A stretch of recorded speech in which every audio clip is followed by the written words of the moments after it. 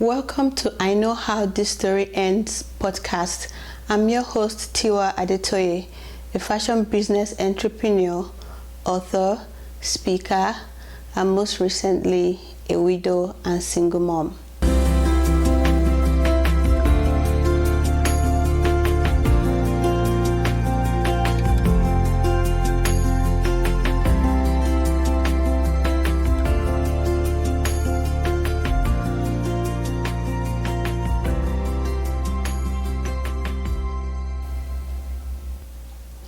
They say 20 people can be friends for 20 years. I'm beginning to doubt that because God sent me my own village when I needed it the most. A few hours after I was told my husband was dead, I remember sitting down in the middle of a few family and friends. My husband's uncle was there, some church folks were there. I was heavily pregnant. I remember leaving my body and standing behind myself. And I looked at the woman sitting down and I pitied her that, oh my God, how is she ever going to live life now with a new baby without a husband? I didn't believe that was me.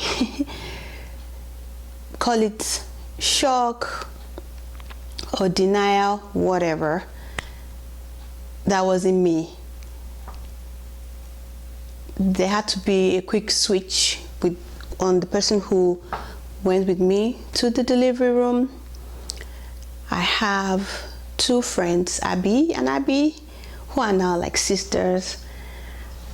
I met them through my husband because their husbands were friends with my husband. They helped me pack my delivery hospital bag that day because I wasn't ready.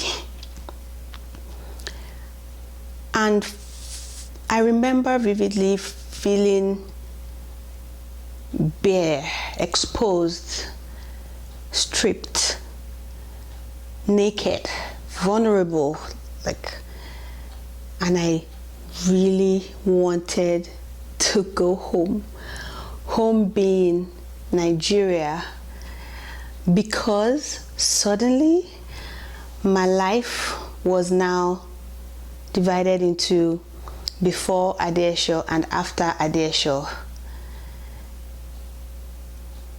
I did not see a life where I could exist without Adesho. And so the best that I could hope for or want at that time was a before Adesho. I was happy. I had family and friends. I was secure. I wasn't alone. I wasn't vulnerable. Unfortunately, my friends that I grew up with were not even there yet. Because the one person I took a vow with to do life together was gone. And quite frankly, a huge part of me went with him. And so I wondered, what am I still doing here? The person we're supposed to do life together is gone. I can as well go. I remember one of my friends flew in the following day or two to be with me. She left her family. My brother and his wife were there, picked me, did all the run around and everything. I honestly kept telling myself, this isn't me, this isn't me, this isn't me. I'm just having my baby. My husband has gone on a business trip. He'll soon be back.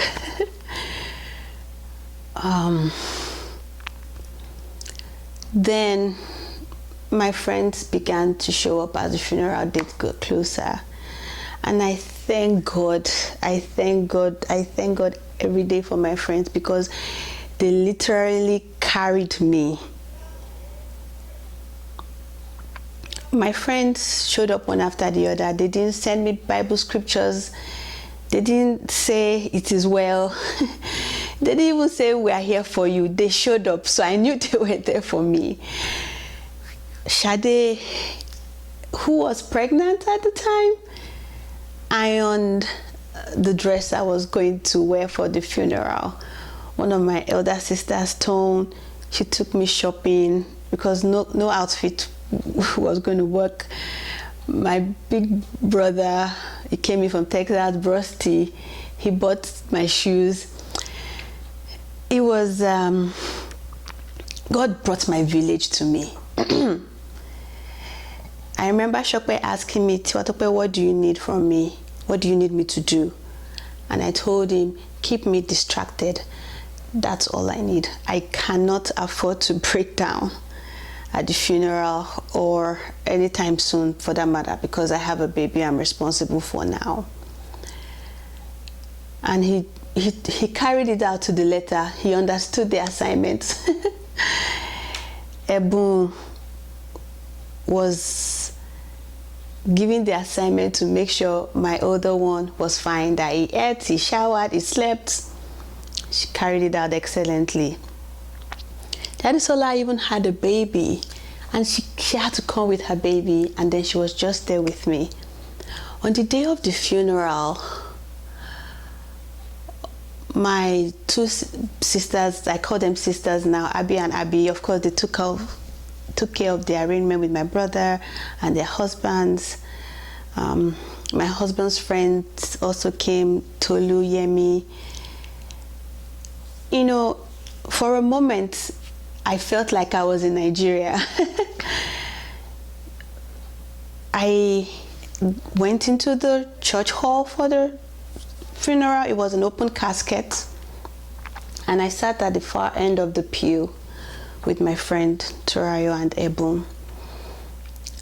My husband's uncle, who is also a pastor, came around to explain to me that I would need to sit closer to the casket because people want to greet me, and that's the expectation.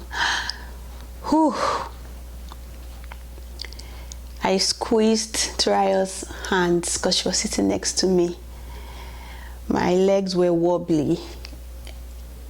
It was one thing to tell myself, that's not my husband. I mean, his spirit is in heaven, that's just flesh.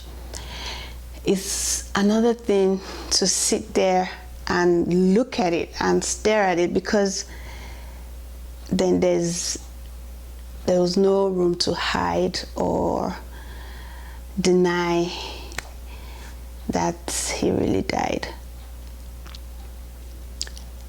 We made it to the other side of the pew.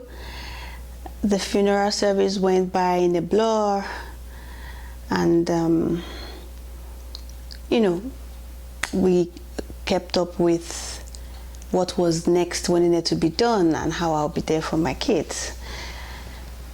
But lately, I'm reminded, you know, time and time again, that even though I wasn't physically home, God brought home to me, because that's what I needed. And it didn't end there. It did not end there. I still have an army, because this time God went a step further. He created a whole new village for me from my church community. I'm going to keep this short, and I will share more about that soon. Obviously, this is not where the story ends, but thank you for joining me today.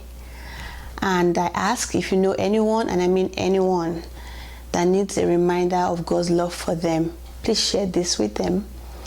Till next time, Tiwa is rooting for you.